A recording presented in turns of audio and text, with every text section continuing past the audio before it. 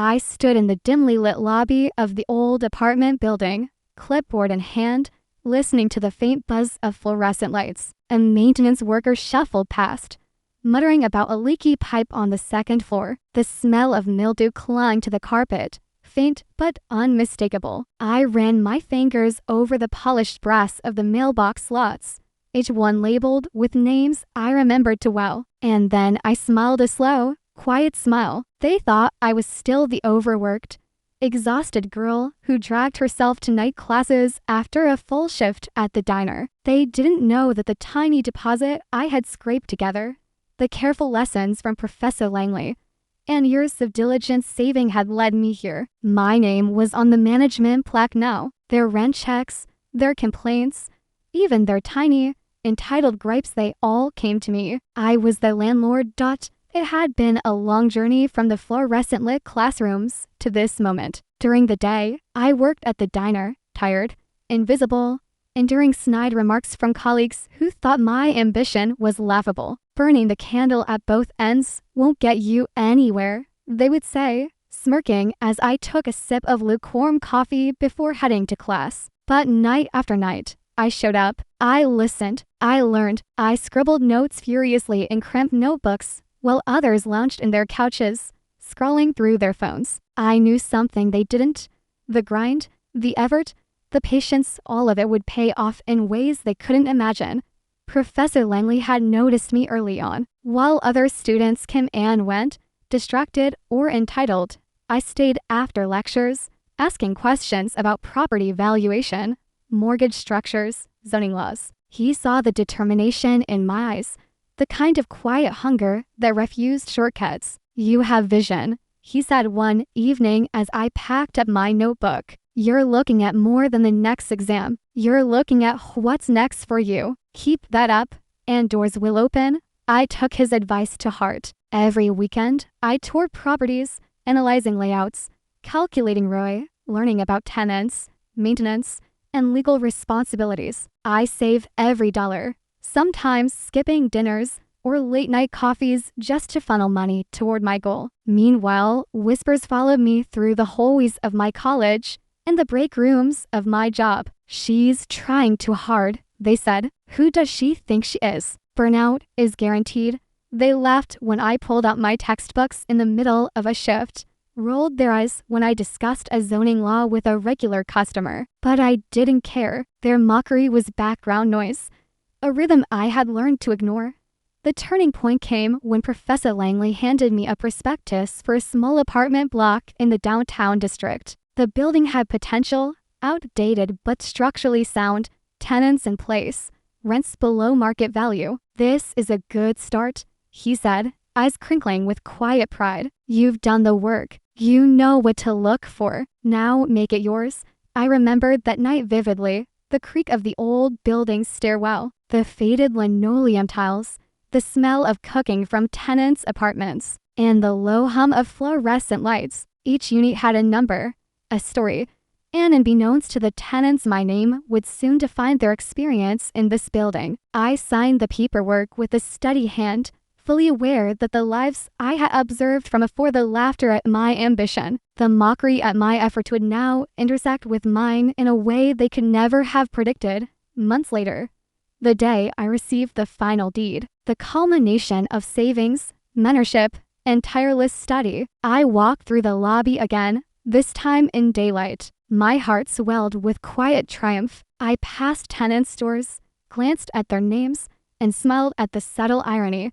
Those who had ridiculed me were now tenants in a building I owned. Every complaint they had whispered, every snide remark they had made during late-night classes or during my day shifts, had been rendered irrelevant. I had transformed their laughter into quiet accountability. They paid rent to me. They answered to me. Their world, once superior in its assumptions, had subtly shifted beneath their feet. I took a slow walk up the stairs, noting the small details I had learned from months of study, the squeaky hinges, the outdated plumbing, the faded paint that needed touch-ups. I drafted plans for renovations, improvements, and minor adjustments that would modernize the property while keeping tenants comfortable. Every action was measured, deliberate, and a testament to the vision I had cultivated in silence. They had assumed my effort would end at a night class, that ambition would fade after hours of work. They had underestimated the persistence of someone who was willing to endure quietly for years. Standing in front of the door labeled 3B, I recognized the name on the mailbox, Marissa. She had laughed when I mentioned enrolling in night classes. She had rolled her eyes at my textbooks, mocked my small savings, and whispered to friends that I was overly ambitious. Now, she paid rent to me, and every complaint she had about peeling paint, leaky faucets, or noisy neighbors would land directly in my inbox. I imagined her opening a letter from me one day, gentle, courteous, yet unmistakably firm. The realization made my chest tighten with a subtle, quiet satisfaction. I leaned against the stairwell railing, taking a deep breath of the crisp evening air that drifted in through the broken window pane. The city stretched beyond the windows, busy and indifferent, but within these walls, a quiet transformation had occurred. I had endured ridicule, worked beyond exhaustion, and invested every ounce of persistence into a dream they had laughed at. And now, I was the authority, the tenant, the mocking classmate, the skeptic they all answered to me. It wasn't about revenge. It was about recognition, inevitability, and quiet justice. Every night I had spent studying, every late evening at the diner, every dollar saved, every lesson learned under the mentorship of Professor Langley had culminated in this moment. I had become the embodiment of what they failed to recognize. Effort matters, persistence pays off, and ambition cannot be dismissed forever.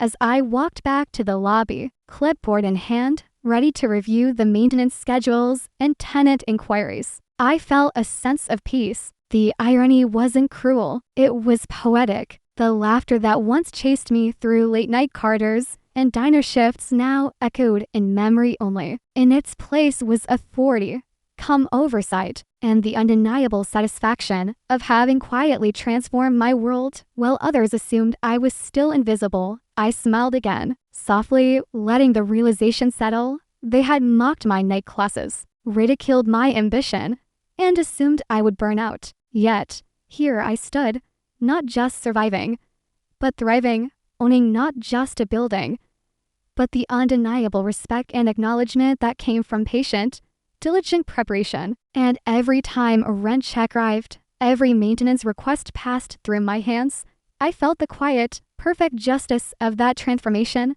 I was their landlord now, and they had no idea the full extent of the effort, the endurance, and the vision that had brought me here.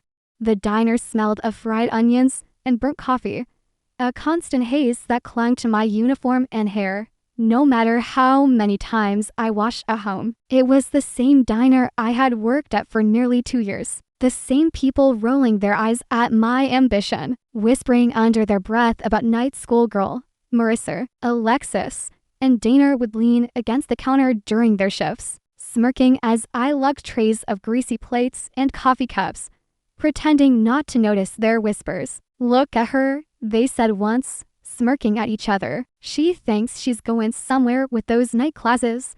The words stung, but I had learned to swallow the ache, to redirect it into focus. They didn't see the late nights, the notes scribbled in margins of textbooks, the relentless research on property values, leases, and building management. By the time my shift ended, I was exhausted, muscles aching, feet sore from hours of standing. The fluorescent lights of the diner gave way to the dim glow of street lamps as I walked to the community college, backpack heavy with textbooks, notebooks, and pens. My uniform was crumpled, my hair mussed, my hands sticky from hours of work, but inside, I carried resolve. The laughter of Marissa and her friends, the dismissive comments of my coworkers, had become fuel. Every insult, every mocking comment, every sneer of superiority became a calculation, a data point in the quiet spreadsheet of my life. Classes were no respite. Some of my peers eyed me with thinly veiled amusement, asking, "Why are you even here?" or whispering as I took meticulous notes, "She must be crazy to work that much." I ignored them. Professor Langley noticed, of course. His sharp eyes often lingered, catching my annotations, my questions, the way I analyze lecture material beyond the scope of the syllabus. "You're asking the right questions," he said one evening after class. "Most people learn to pass. You're learning to own. Don't let them distract you." I clutched his words like a lifeline. Ownership. That was the word I repeated silently in the dark corners of the bus ride home, in the solitude of my cramped bedroom, in the quiet hours when the city outside my window slept. Ownership, not just of property, but of my life, my effort, my vision. Every late night, every extra hour at the diner, every penny saved, every handwritten note was an investment in that future. And every mocking laugh from those who thought themselves superior was a reminder that I had to work twice as hard, endure twice as much, and keep my head down while I built quietly. Invisibly, one particularly rough night, Marissa cornered me by the dishwashing station, leaning casually against the counter, smirk fixed. "Still going to night classes?" she asked, voice laced with amusement. "Don't you ever get tired? I mean, some of us know how to live a little." I rinsed a pan slowly, deliberately, letting the water run over my hands, ignoring the sarcastic inflection. "I like to keep moving forward," I said calmly, not raising my voice. Her smirk faltered, just slightly. "Forward," she echoed. You're just barely surviving." I didn't answer. I had nothing to prove here. Everything I wanted to achieve existed outside this fluorescent haze. Outside her judgment, outside their laughter. Weeks passed, and the routine persisted. Diner shifts, night classes, study sessions in the library until closing. I juggled assignments and work schedules, saving every dollar I could, attending property viewings when Professor Langley arranged them. Each small apartment I inspected taught me something: how to calculate ROI, assess maintenance issues, identify potential rent increases. The building on Elm Street was a modest investment, but Langley had promised it was the smart starter property. "The first one is always a leap," he told me, handing over the prospectus. "It's about vision. You see potential where others see decay." I stared at the faded floors, the chipped paint, the peeling wallpaper, and saw more than a tired, outdated building. I saw tenants paying too much, overlooked repairs, opportunities to modernize while keeping rent affordable. I saw myself not as a student or a temp worker, but as someone who could shape the environment, dictate the rules, and quietly wield influence over a world that had dismissed me. During this time, my classmates, especially the ones who mocked me, continued their own lives, blissfully unaware. Marissa bragged about weekend parties. Alexis posted selfies from brunches. Dana spoke endlessly about the perks of being young and carefree. I didn't envy them. I envied nothing. I was patient. I was preparing. Every careless laugh, every whispered insult, every assumption about my exhaustion became a quiet reminder. They believed I couldn't see the world beyond their narrow view, but I was building a vision no one could ignore. Finally, after months of research, saving, and preparation, I returned to Elm Street with the checkbook in my bag, signing the documents that officially made me the owner. My name, my quiet, unassuming name, was now etched into the deeds, the mortgage papers, and the management agreements. The irony was delicious, though it would take months before those who mocked me realized it. I walked through the building once more, noting every squeaky hinge, every broken faucet, every tenant who had complained to the previous management. They would soon learn that complaints were no longer tossed aside. Rent payments, maintenance requests, and lease negotiations would now answer to me.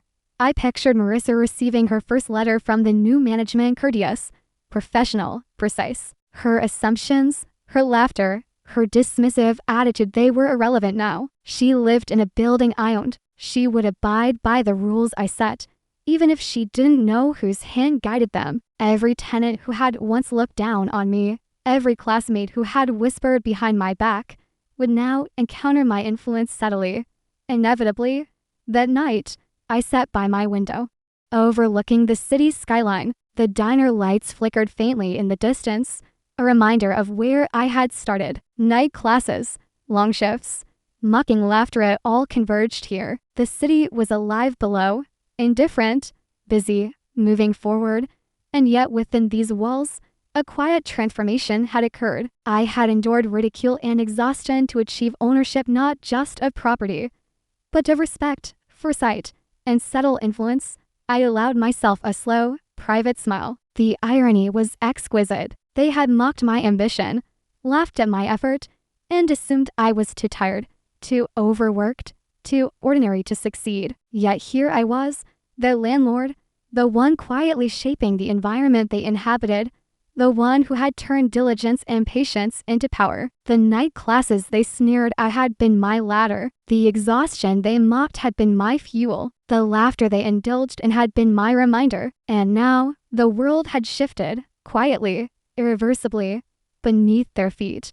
The first day I officially stepped into the office of my new building felt surreal.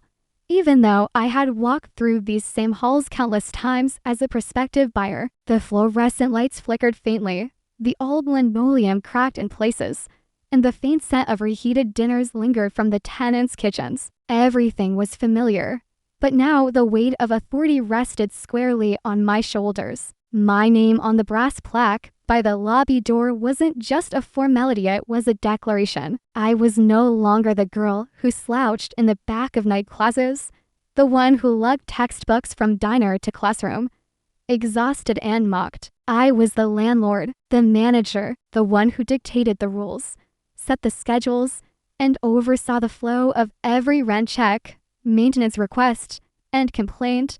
The irony wasn't lost on me. I remembered Marissa, Alexis, and Dana laughing at me during shifts, whispering about how serious students like me were foolish, overworked, and destined to burn out. Now, every complaint they might file, every lease question they raised, every minor irritation in the building they would submit to me, they had assumed invisibility and dismissal could last forever. They had underestimated quiet persistence, underplayed vision, and ignored the power of preparation. I started with small, subtle changes. Notices about upcoming maintenance went out promptly. Emails were answered with calm professionalism, and tenants who had once ignored building policies were reminded courteously but firmly of their responsibilities. The change wasn't dramatic, at least not at first, but it was undeniable. The tenants began noticing, adjusting. Marissa flinched slightly when she saw my name on the email header.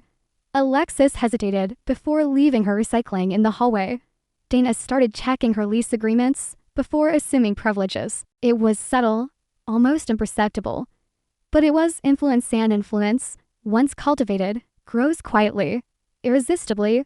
The first confrontation was almost accidental. Marissa's old habit of cornering me in the diner had evolved into a tenant habit of complaining about minor inconveniences directly to me. "The hallway light flickers," she said one morning, balancing a coffee cup in her tote bag. "It's probably dangerous," I smiled, hiding the flicker of satisfaction. "Thank you for bringing it to my attention," I said calmly. "I've already scheduled the electrician for this afternoon. You'll notice the light is fixed by evening."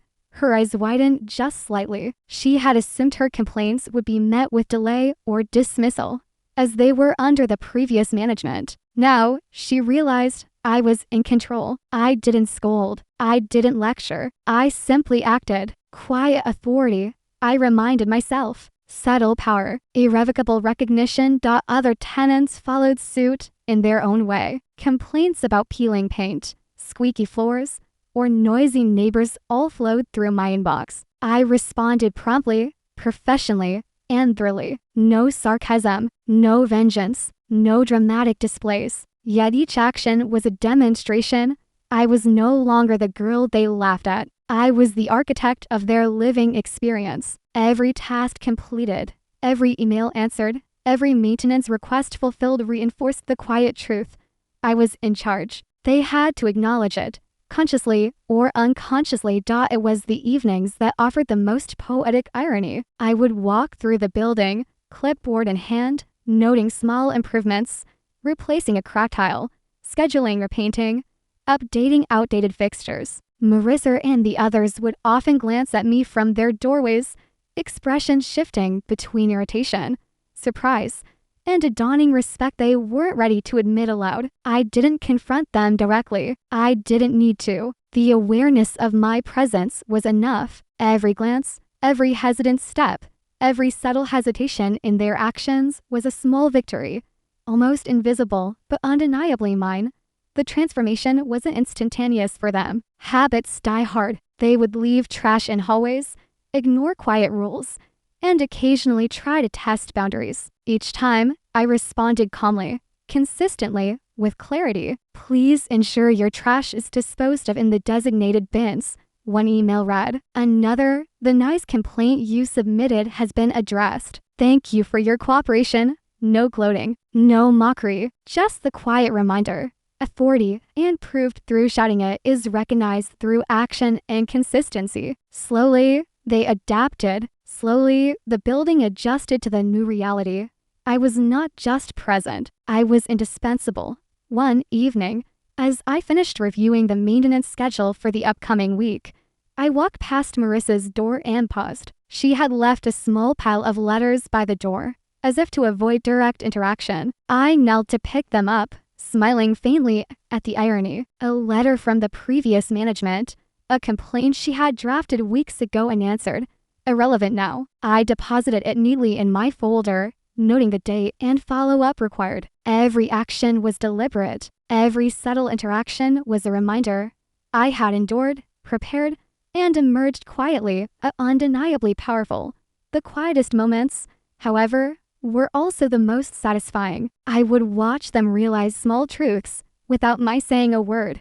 Marissa calculating her budget more carefully. Alexis asking neighbors politely instead of assuming privilege. Dana adjusting her expectations of what was acceptable behavior. These subtle shifts were poetic justice in its purest form. They had mocked diligence. They had laughed at perseverance. They had assumed their world was safe from disruption. And now, quietly, without confrontation or spectacle, their assumptions had been overturned. Professor Langley had said it once, ownership isn't about spectacle, it's about foresight, preparation, and quiet mastery. I had lived those words every night, every day, every hour between shifts and classes. Now, as I walked through the hallways of Elm Street, watching tenants adjust and adapt, I understood them fully. Ownership wasn't about grand gestures. It was about patience. It was about endurance. It was about transforming ridicule into fuel, invisibility into influence, mockery into undeniable authority. And still, there were moments that made me smirk quietly. Marissa's frantic search for a plumber for a leak I had already scheduled. Alexis' hesitant request for clarification on lease terms I had written precisely. Dana's carefully worded complaint about hallway noise that had been addressed days before. They had assumed their world was immutable, that they could mock me without consequence. And now they moved within boundaries I quietly established. Every hesitation, every recalculated action, every small acknowledgement was a subtle admission of truth. I had emerged, prepared and unassailable. By the end of part 3, I realized that my work as landlord was not just about bricks, pipes, and leases. It was about shaping awareness, cultivating respect, and orchestrating quiet acknowledgement. Authority does not require anger or spectacle. Authority thrives in consistency, preparation, and the inevitability of results. They had laughed at my night classes, mocked my ambition, and assumed my effort would dissipate. But I had endured, I had learned, I had acted, and now, every glance, every hesitation, every careful step by tenants who once ridiculed me was a testament to that quiet power. The first real test came unexpectedly. It was a Thursday afternoon, and I was reviewing maintenance logs in my office, a small corner of the lobby with a desk, a laptop, and the faint scent of coffee lingering from the morning. I had already made a habit of walking the floors during peak hours, observing the tenants, noting small issues, and quietly enforcing order. That day, though, I noticed a flicker of panic in Marissa's expression as she hurried past the elevator, clutching a folder of lease agreements. Her pace slowed when she realized I was standing near the front desk, clipboard in hand, calm, collected, entirely unflustered. she approached hesitantly.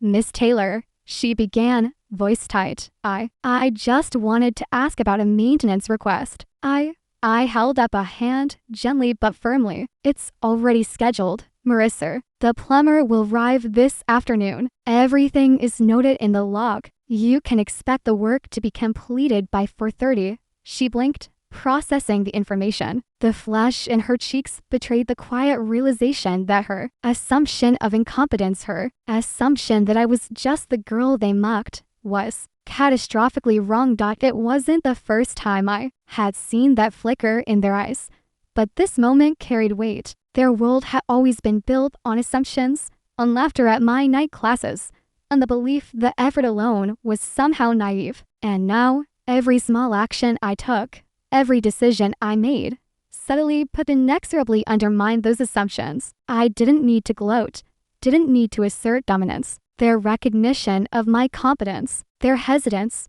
their recalibrated behavior spoke louder than any words ever could.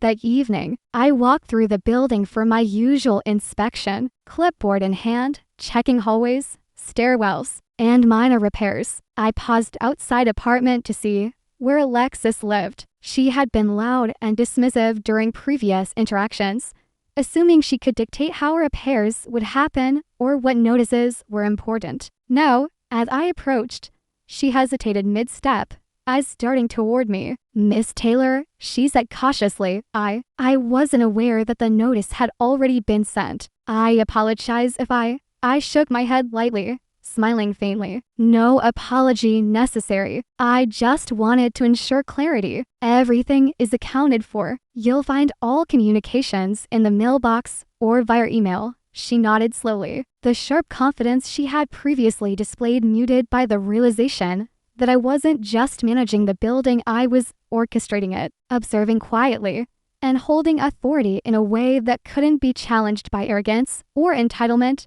The tension in the air was almost palpable now, subtle but undeniable. I had transformed the building into a microcosm of recognition and accountability. Every tenant, especially those who had ridiculed me years ago, now acted with caution, thoughtfulness, and an underlying respect that was earned through consistency, preparation, and quiet mastery. They had mock night classes, scoffed at ambition, and assumed I was powerless. And yet, here I was the orchestrator of their daily experience, the invisible hand guiding outcomes without spectacle, without drama. It was during a routine walkthrough of the laundry room that I witnessed the first direct confrontation, or silent one, but potent in its implications. Dana, who had once whispered about me behind my back in class and at the diner, now approached with her laundry basket, hesitating mid-step. Miss Taylor, she said, voice unusually restrained. I wasn't sure about the schedule for machine maintenance. I assumed. She faltered,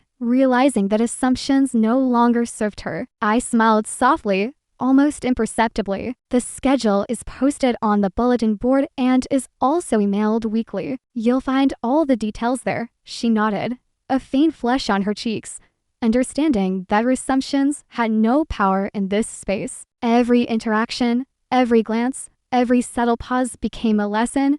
They had underestimated patience, endurance, and diligence, and now they lived under its governance. I paused in the lobby afterward, glancing at the brass plaque bearing my name. It reflected soft light from the overhead fixtures, almost like a quiet beacon. That reflection carried the story of countless late nights, diner shifts, and study sessions. It carried the journey from ridicule to authority, from exhaustion to control. And yet, the most satisfying part wasn't the recognition itself, it was the inevitability. They had laughed at ambition. They had assumed that the world was predictable, that the girl with night classes would burn out, quit, or fade into obscurity. They had underestimated the quiet accumulation of preparation, knowledge, and effort. And now, that accumulation had manifested in undeniable authority. Later that week, I received an unexpected request. Marissa had submitted a detailed proposal for minor apartment modifications, including painting and fixture replacement. The audacity of her previous arrogance had now been tempered by acknowledgement. She presented her request meticulously, referencing lease terms, safety codes, and her vision for the unit. I reviewed it carefully, noting errors, inconsistencies, and opportunities for efficiency improvements. Then I replied not with judgment, but with guidance, instructions, and approval for adjustments I deemed reasonable. The subtle correction, wrapped in professionalism and courtesy, served as a quiet reminder. The building now operated under my oversight, and assumptions were no longer adequate.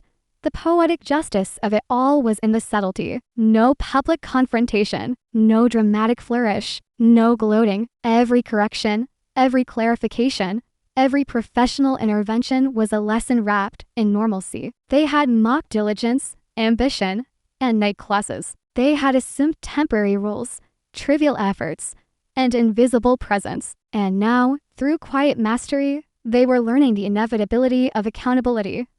Walking the final hallway that evening, I paused near the mailboxes, noting the small interactions between tenants. Conversations were polite, measured, subdued. Marissa consulted Alexis before leaving the building. Dana checked the posted notices carefully, and even the newer tenants, unaware of past histories, adjusted behavior to align with the new order. The rhythm was subtle, almost imperceptible to an outsider. But for me, it was a symphony of quiet authority, orchestrated without spectacle, reinforced through preparation, observation, and methodical implementation. Later, alone in my office, I allowed myself a deep breath. This part of the journey, the subtle confrontation, the quiet assertion of authority, was perhaps the most satisfying. They had mocked me publicly, dismissed me privately, and laughed at my effort. And yet, every interaction now was a reflection of the truth they had ignored for years. Preparation, persistence, and quiet mastery cannot be mocked. Assumptions and arrogance crumble when faced with methodical patience and deliberate action. As the sun set, the lobby bathed in amber light. I glanced at the brass plaque once more, feeling the culmination of countless nights of hard work. Laughter endured, and ridicule transformed into subtle triumph. The building was no longer just property. It was a testament to endurance, diligence, and quiet justice. They had lived under assumptions. Now they lived under acknowledgement. They had mocked night classes. Now they obeyed schedules, respected processes, and adapted to the reality they had once dismissed. And still, there was more to come. I had only begun to exercise subtle influence, to enforce the rules, and to let inevitability work its magic. They didn't yet realize the full measure of quiet authority that I had cultivated. But the first tremors had appeared: hesitation, respect, cautious compliance. The next steps would solidify their recognition, ensuring that mockery and dismissal were replaced by awareness and accountability without a single shout, argument, or spectacle. Every evening, as I locked the lobby doors and walked out into the fading light of the city streets, I carried a calm satisfaction. The tides had turned. They had mocked me. They had underestimated me. They had assumed ambition was naive, effort meaningless, and patience insignificant. And now, quietly, methodically, inevitably, they were learning that authority and influence are forged in endurance, observation, and deliberate action. The building and every tenant who had doubted me was a testament to that lesson. The day began like any other, the lobby bathed in pale morning light, the faint hum of fluorescent fixtures echoing softly through the hallways. I arrived early, as always, coffee in hand, clipboard tucked under my arm. The tenants were already stirring, conversations low and measured, a subtle rhythm now governing the building I had painstakingly transformed. I paused at the brass mailbox slots, my reflection catching in the polished metal. It was strange to see my own image there, not just as a tenant or a student, not as the girl who had once been ridiculed, but as someone who had endured, persisted, and quietly emerged in control. My name bore silent authority. My presence carried recognition. And my patience had delivered poetic justice. It wasn't a moment of gloating. It was a moment of reflection. I remembered the diner, the fatigue etched into my muscles, the fluorescent glow of night classes, the whispered laughter behind my back. I remembered the discouragement, the isolation, the nights I'd sat in my tiny apartment with textbooks spread across the floor, calculations, plans, and dreams of something bigger than myself. Every insult, every mockery, every assumption of failure had become fuel. Every dollar saved, every note written, every lesson absorbed had become a stepping stone. And now, years later, the culmination of that quiet endurance was evident in the very walls of this building. In the careful order I had instilled, in the subtle acknowledgement reflected in the tenants' measured behavior. I began my morning walkthrough, clipboard in hand, observing each subtle shift. Marissa greeted me politely, her usual arrogance tempered by recognition of authority. Alexis, meticulous as ever, consulted her lease before asking questions, a hesitant respect in her eyes. Dana, once dismissive and sarcastic, now moved through the hallway with measured care, understanding that assumptions no longer granted privileges. It was beautiful in its own quiet, poetic way, the transformation of behavior without spectacle. The acknowledgement of persistence without confrontation. By mid-morning, I was conducting a meeting with a maintenance crew, reviewing minor renovations and upgrades. As I spoke, tenants paused to listen, watching not with skepticism but with acknowledgement of expertise. They had once mocked ambition. They had once assumed exhaustion meant incompetence. Now, every word I spoke carried weight, every instruction was followed, and every action was respected. The irony was exquisite, though it required no words.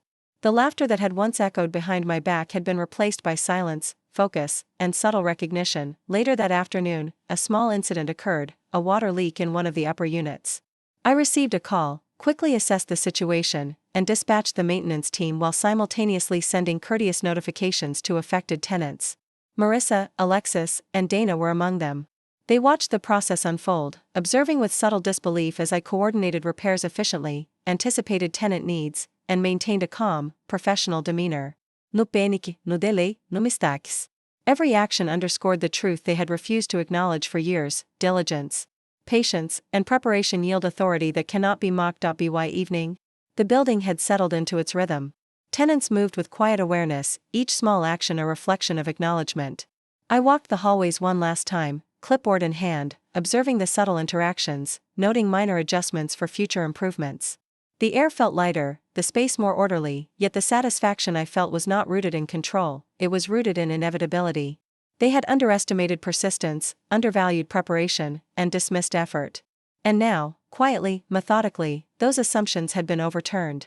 Every glance, every hesitant step, every careful consideration was a reflection of quiet triumph. That night, I paused in the lobby, looking once more at the brass mailbox slots and the polished plaque bearing my name. I allowed myself a deep, private smile. It had been a journey of endurance, late-night classes, relentless study, and the subtle accumulation of authority. They had mocked me. They had assumed ambition was naive. They had laughed at diligence. And now, without a word of confrontation or dramatic spectacle, they had acknowledged me in every action, every glance, every interaction within these walls. I leaned back, letting the quiet satisfaction settle. The poetic justice was complete. Not through anger, not through revenge in its overt form, but through quiet mastery, through patience and precision, through the subtle orchestration of inevitability. I had turned ridicule into recognition, invisibility into influence, mockery into respect. Every tenant, every glance, every hesitant movement was a testament to the endurance of someone they had dismissed. As I stepped out of the lobby and into the cool night air, the city lights reflected in the windows, I felt the full circle of the journey settle within me. The diner, the night classes, the whispers, the laughter, they were all echoes now, reminders of the past that had forged the present. The building, the tenants, the authority I had quietly cultivated, all were tangible proof that patience, diligence, and deliberate action can transform humiliation into triumph. And in that moment, as I walked home under the dim glow of street lamps, I allowed myself one final thought: they had mocked my night classes, laughed at my ambition, and assumed I was too tired to succeed. Yet here I was, not just surviving, not just thriving, but shaping the world around them with quiet authority, subtle influence, and inevitable recognition. They lived within boundaries I had set. They moved within the reality I had orchestrated. And every subtle acknowledgement, every careful glance, every hesitant step was a reflection of the quiet revenge I had always intended, not in anger, but in inevitability. The journey had been long, exhausting, and lonely at times, but the outcome was undeniable. They had underestimated diligence. They had mocked patience. They had dismissed ambition. And now, without a word, without spectacle, without confrontation, the girl they once laughed at had become the one who quietly defined their world.